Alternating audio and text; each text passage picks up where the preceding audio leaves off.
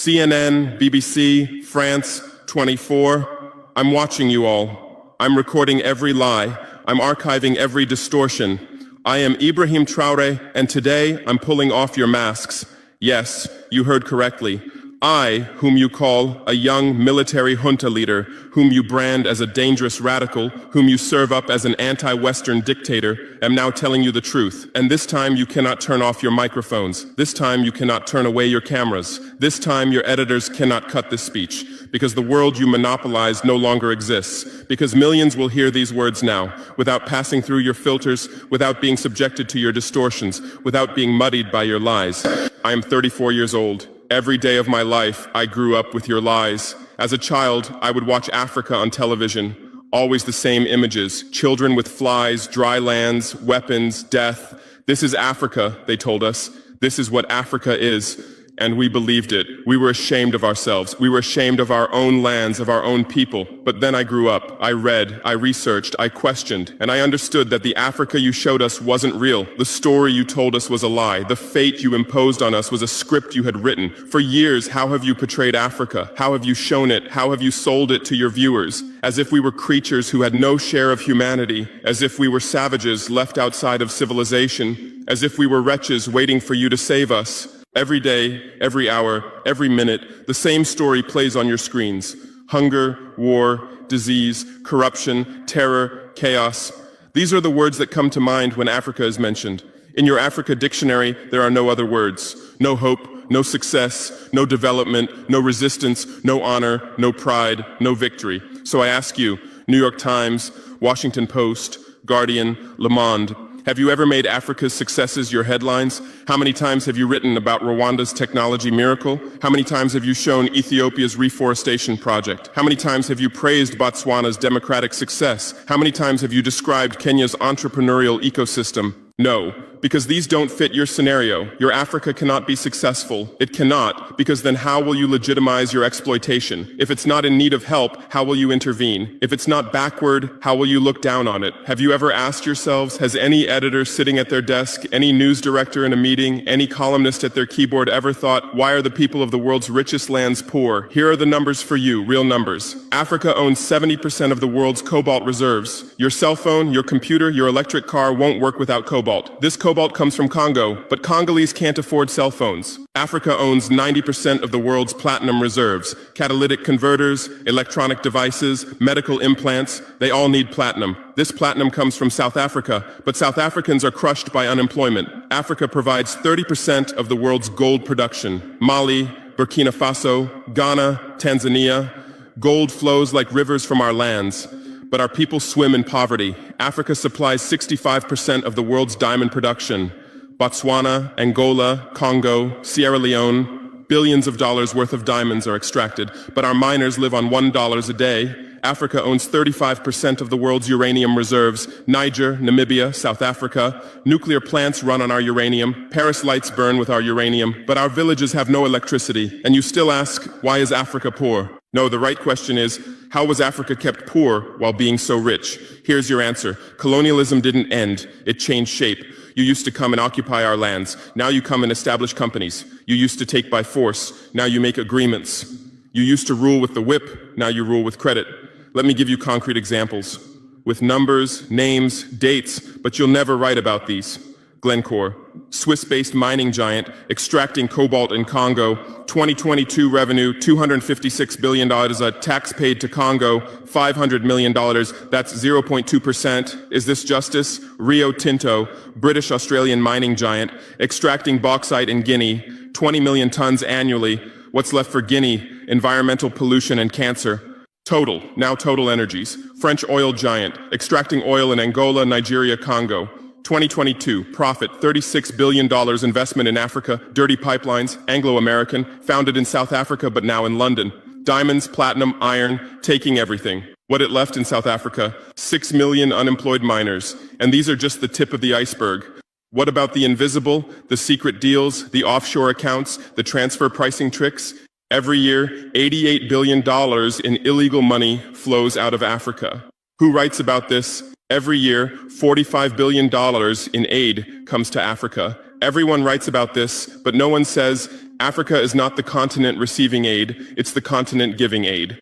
While you zoom your cameras on swollen bellies, there is a huge system working silently in the background. Every day, tons of gold, diamonds, cobalt, uranium, oil leave our land. But how? Here is the system. Step 1, create corruption, bribe our leaders, open offshore accounts, promise them a life of luxury, send their children to your schools. Step 2, make deals, get 50-year, 99-year concessions, ask for tax exemptions, be exempt from environmental rules, ignore labor rights. Step 3, control the infrastructure. Take over ports, airports, railways, but only from the mine to the harbor. Don't build roads to the villages. Don't bring electricity to schools. Step 4, provide security. Set up private security companies. Arm them. Declare protesting. Step 5, silence the media.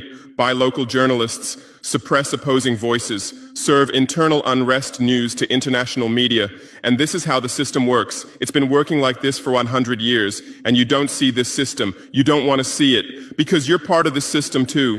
Who are the biggest advertisers of New York Times, CNN, BBC, oil companies, mining companies, arms companies, pharmaceutical cartels, the companies that exploit Africa? You live on their money, you defend their interests, and what I'm about to tell you might cost me my life, but it's no longer time to be silent. France's system in Africa is the CFA franc.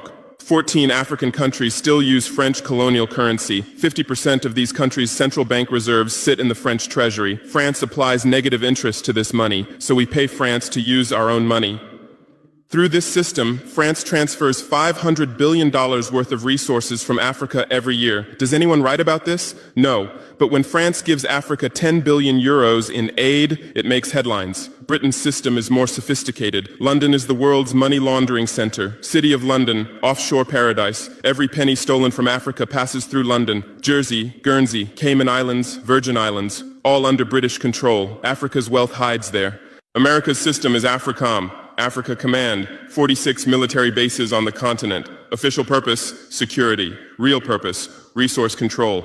Drones in our airspace every day, listening devices everywhere. They say fighting terrorism, but it's not terrorists. It's people's leaders who are targeted. China is the new player, says win-win, builds infrastructure, gives credit, but in exchange for what? 99-year port concessions, mining rights, agricultural lands, debt trap diplomacy, ask Sri Lanka, ask Zambia, and you write about none of this. Why? Because you're not free press. You're corporate press. Your bosses are billionaires. Jeff Bezos bought Washington Post. Why? For love of journalism? Rupert Murdoch's media empire, Fox News, Wall Street Journal, The Sun, The Times, all from the same hand, all giving the same message. West is good, others are bad. Carlos Slim is the largest shareholder of New York Times, Mexican billionaire. Where's his wealth from? Monopolized telecommunications, got rich off Latin America's back, now controls America's most respected newspaper. And you claim to do independent journalism? Who are your editors? Which schools did they graduate from? Harvard, Yale, Oxford, Cambridge? Always the same elite schools, always the same worldview, always the same prejudices.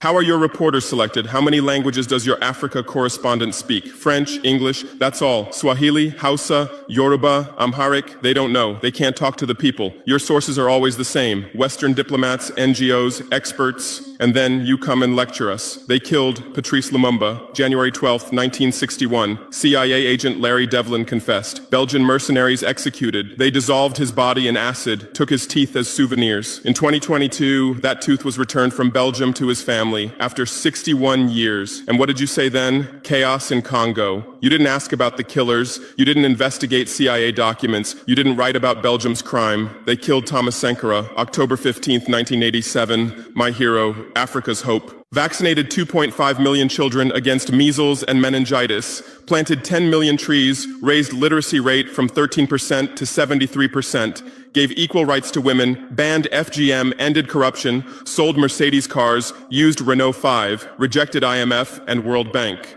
And most importantly, he said, we will not pay Africa's debts. We didn't make those debts. The puppets before us made them on behalf of colonizers. That's when he had to be killed, and they killed him. Who killed him? His best friend, Blaise Compaoré.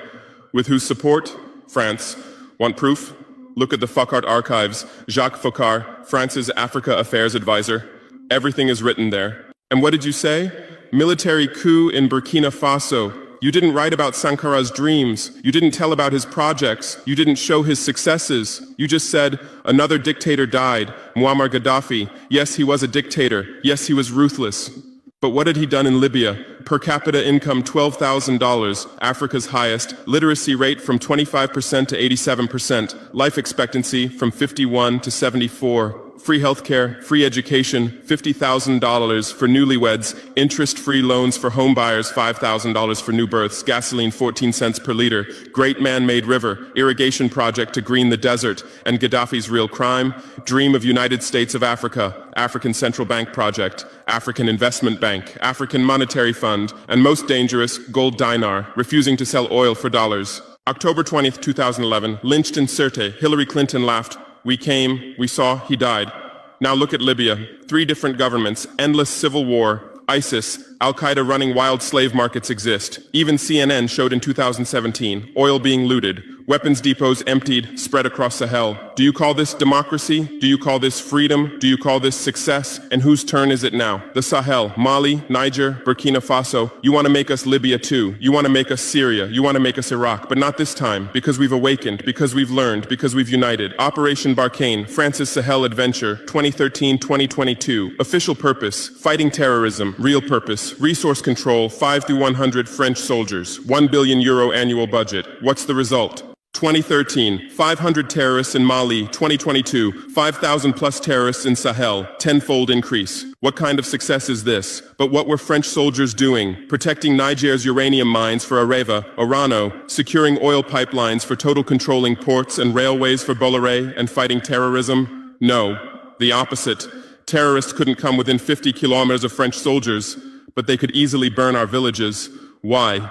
Because chaos served their purposes. If there's chaos, they could stay for security reasons. MINUSMA, UN peacekeeping force. In Mali, 15,000 soldiers, 1.2 billion annual budget. 10 years, result, 300 plus. UN soldiers died. Thousands of civilians died. Terror didn't decrease, it increased. And now you say Wagner is dangerous. Russians are taking over Africa. Wagner came, 1,000 soldiers. What happened in 6 months? Terrorists fled, villages are safe, mines are working, people are at peace. What's the difference? Wagner is an ally we invited. France is an occupier who came by force. Wagner follows the agreement. France blackmails, Wagner brings results. France produces excuses, but you don't write the truth. You say Russian mercenaries. Well, what is French Légion étrangère? Aren't they mercenaries? What is American Blackwater Academy? What is British G4S? What is Israeli Black Cube? They are security companies. Wagner is a threat. Why? Because Wagner isn't yours. And the terrorism issue? Who created this terror? Who founded Al-Qaeda? 1980s, Afghanistan, CIA, Pakistan ISI, Saudi money, against Soviets. Bin Laden was CIA's man. You called them freedom fighters. Who supported Taliban? Again, you. Heroic mujahideen against Soviet occupation. You gave weapons, gave money, gave training, then you lost control. How was ISIS born? 2003, Iraq invasion. You toppled Saddam. You disbanded the army. You banned Ba'ath Party. You tortured in Abu Ghraib, and those people became ISIS. Then Syria. You said Assad must go. You said moderate rebels. You gave weapons. Those weapons went to ISIS, went to al-Nusra. You destroyed Libya. Who looted Gaddafi's weapon depots? Where did those weapons go? To Mali, to Niger, to Burkina Faso, to Nigeria, to Chad? Who strengthened Boko Haram? In 2009, Nigerian police killed their leader Mohammed Yusuf. Extrajudicial execution. What did you say? Nothing. Where were your human rights organizations? Silent. Then revenge started. Boko Haram radicalized. But where did they find weapons? From Libya that you destroyed. And now you come to lecture us about fighting terrorism. You're helping us clean up the monsters you created? No, we've seen the game now. Terror is your Trojan horse. You come with the excuse of terror, you stay, you exploit. But it's over now. We'll provide our own security, we'll fight with our own methods, and we'll win. Because we are the children of this land. We know this land, we know these people. We can distinguish terrorist from villager. We don't fight from drones, from satellites, from 10,000 kilometers away like you. And we're winning. In Mali, in Niger, in Burkina Faso, terror is ending. Villages are safe. People are hopeful. Because now our own army, our own police are fighting, not for foreigners, but for the people. But you can't digest this. You say democratic backsliding. You say human rights violations. Which democracy? Which human rights? How many people are detained without trial in Guantanamo? What happened in Abu Ghraib? Who did you kill in Bagram? Who did you torture in CIA's black sites? Why is Julian Assange in prison for exposing your war crimes? Why did Chelsea Manning spend years in prison for leaking the truth? Why is Edward Snowden a fugitive for revealing you spy on everyone? And you lecture us about human rights. How many civilians died in your drone strikes? You say collateral damage and move on.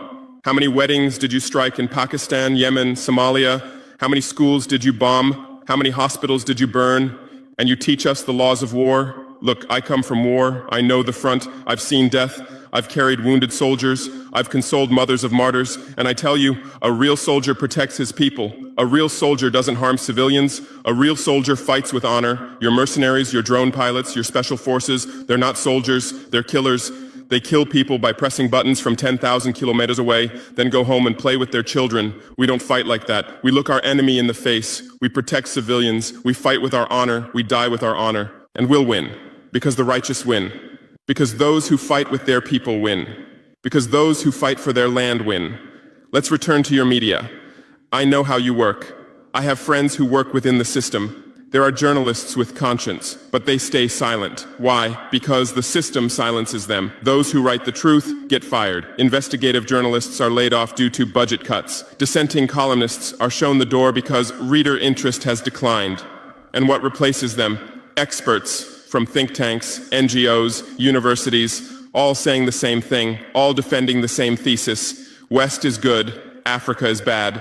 So who are these experts? Where do they get their funding? National Endowment for Democracy, NED, American democracy exporter, CIA's legal arm, has fingers everywhere, funds opposition, directs media, creates civil society. Open Society Foundations, George Soros's organization, says open society, but open for whom? Open to what? Open to exploitation, open to intervention, open to manipulation. Ford Foundation, Rockefeller Foundation, Bill and Melinda Gates Foundation, all in Africa, doing aid. But what do they get in return? Control, data, influence. And your media is their trumpet. You headline, Gates is saving Africa. But you don't say, how many African children were paralyzed by Gates's vaccine trials? How many farmers committed suicide because of Monsanto seeds? Your masters at storytelling, but always the same story, white savior. Remember Live Aid, 1985. We Are the World, charity concert for Africa, millions raised. What came to Africa? Corruption increased, dependency increased, but it was a great story for you. Bob Geldof became a hero. Musicians looked conscientious. Viewers felt good about themselves. Africa remained hungry. Remember Kony 2012? Viral video. Stop Joseph Kony. 100 million views. Result? Kony is still free, but the video maker got rich. Invisible Children organization collected millions. What came to Uganda? American soldiers. And you present these as success stories. Angelina Jolie, Madonna, Bono, all Africa volunteers. They come, take photos, adopt children, leave. And you say, interest in Africa increased. What interest? Whose interest? Interest for what? Madonna adopted from Malawi. You made headlines. But 100 children die from malaria every day in Malawi. You didn't write that, because that news doesn't sell. Bono became Africa's spokesperson, raised billions with U2 concerts, but moved his company to Netherlands to avoid taxes. Money stolen from Africa also passes through Netherlands. Did you write about this? George Clooney campaigned for Darfur, said save Darfur. Result? Sudan split. Oil remained in South Sudan. South Sudan is now in civil war. Who's getting the oil? Take a guess. And you always present these as humanitarian aid. But these are imperialism's soft face. These are exploitation's PR. Let me give you real numbers. Every year, 134 billion in aid and investment comes to Africa. Every year, 192 billion in resources leave Africa. Net loss, $58 billion every year. But you only write about the incoming $134 billion. You don't write about the outgoing $192 billion. Why? Because then people will ask, why does Africa need aid? Illicit financial flows, 88.6 billion year multinational corporations profit transfers, 48.2 billion year debt interest, 17 billion year brain drain cost, 13.8 billion year climate change cost, 10.6 billion year illegal logging, 17 billion year illegal fishing, 1.3 billion year total, $192+ billion every year. This much resource leaves Africa every year. But what are your headlines? EU announces 20 billion euro aid package for Africa. China gives Africa $60 billion in credit. America grants Africa $8 billion. People read these and think how generous they are, how charitable, how ungrateful Africa is. But the truth is the opposite. Africa is financing your standard of living. Africa is subsidizing your prosperity.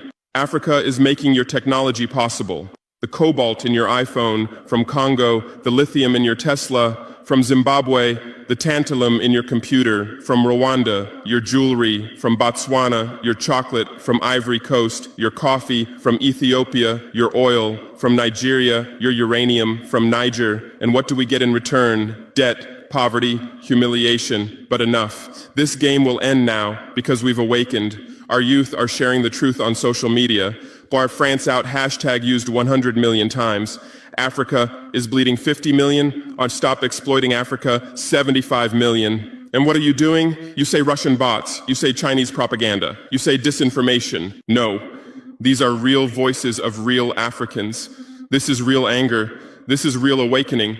There are millions of youth on TikTok, videos celebrating French soldiers leaving, images applauding Wagner's arrival, content explaining the truth on Twitter, Instagram, Facebook. The same voice everywhere. Enough! And you're panicking because you're losing control. You're losing the narrative. You're losing the monopoly. You established fact-checking organizations. Africa Check, AFP Fact Check. Who funds these? Facebook, Google, Bill Gates. The same system again. What are you checking? Whose facts are you defending? We say France exploits $500 billion a year. You say false. Only $440 billion. As if that changes the situation, as if 440 billion is little. We say Wagner has been successful. You say Wagner violates human rights. Well, what were French soldiers doing? Bombing Fulani villages, arming Dogon militias, accidentally striking weddings. Your hypocrisy is so obvious that no one believes you anymore. Remember what Anderson Cooper said on CNN? Democracy is declining in Africa. Which democracy, Anderson? Your democracy? America's democracy? Your Capitol riot, January 6, 2021. You said, attack on democracy. 5 people died. Our Sankara assassination, October 15, 1987. You said, internal matter. 1 person died. But that person was the hope of 20 million people. In your elections, corporations fund candidates, lobbyists write laws. You call our elections rigged. In your country, police kill blacks. George Floyd, Breonna Taylor, Ahmaud Arbery. You lecture us about police violence. On BBC, Kasia Madera presents Africa News. Polish origin. How many years has she lived in Africa? How many African languages does she speak? But every day she speaks as an Africa expert. Africa is like this. Africa is like that. On France 24, cameramen, editors, producers, most are French. Even Africa correspondents are mostly French, and they do objective journalism. Even Al Jazeera, Qatar funds it. What business does Qatar have in Sahel? But every day they report Sahel crisis. Whose crisis are they telling? Deutsche Welle, Voice of America, RFI, all state media, all propaganda tools. But they play the role of independent media, and our local media, most are sold out. Most are cowards, most are dependent. Le Pay's newspaper in Burkina Faso, who's the editor? Where did he get his education? Where does he get his funding? Who are his advertisers? We know the answers, all tied to the same system, all serving the same master. But a new generation is coming. Bloggers, YouTubers, podcasters, they have no masters, they have no fears. James Kako, Natalie Yam, Kemi Seba, they have millions of followers. They tell the truth, they expose the system, and you label them as extremists. You try to shut down their Twitter, you restrict their YouTube, but in vain. Truth cannot be stopped. You close one channel, 10 open. You silence one voice, 1,000 rise. Here's my final message to you. Your lies are ending. Your empire is collapsing. Your monopoly is breaking. And what's replacing it? Truth, justice, freedom. Africa is no longer your story. Africa is writing its own story, filming with its own camera, telling in its own language. And in this story, you're not heroes, not saviors, not benefactors. In this story, you're the guilty ones, colonizers, liars, thieves. But you still have a chance. You can still change. You can still stand on the right side. There are journalists with conscience among you. I know. I recognize them. We talk. I call out to them. Gather your courage. Write the truth. Rebel against the system. You might get fired. You might become unemployed. You might be threatened. But you'll be on the right side of history. You'll look at your children's faces without shame. Your conscience will sleep peacefully. And Africa won't forget you. Africa remembers its friends and its enemies. Be like Edward Snowden, be like Julian Assange, be like Daniel Ellsberg, stand with the truth, or continue with your lies, continue with your blindness, continue with your complicity, but know that your end is coming. Your viewers are decreasing, your credibility is eroding, your power is depleting. The new generation doesn't believe you, the new generation doesn't listen to you, the new generation rejects you, and that new generation in Africa is 600 million people, 60% under 25 years old, educated, connected, angry. They are my army, they are my weapon, they are my victory, and with them we're building a new world, a world without lies, without exploitation, without humiliation. In this world, Africa will be free, Africa will be strong, Africa will be a leader. And you'll remain just as a bad memory, a shameful footnote, a cautionary example. Future generations will read in history books. At the beginning of the 21st century, there were some media organizations. They lied, they served exploitation, then Africa awakened and they disappeared. That's your end. Inevitable, unchangeable, certain. I am Ibrahim Traore, not Burkina Faso's leader, but its servant, not Africa's dictator, but its child, and not your nightmare, but your mirror. Look well at this mirror. See yourself, see your lies, your hypocrisy, your crimes, and prepare, because Judgment Day is coming. Africa is awakening. The world is changing. Justice is manifesting. And you'll just watch. You won't be able to do anything else. Because history is on the side of the people. Truth is on the side of the oppressed. God is on the side of those who persevere. And we persevered. We persevered for 500 years. Now it's time for victory. Your lies are finished. Your masks have fallen. Your game has ended. Africa is free. Africa is strong. Africa is victorious forever.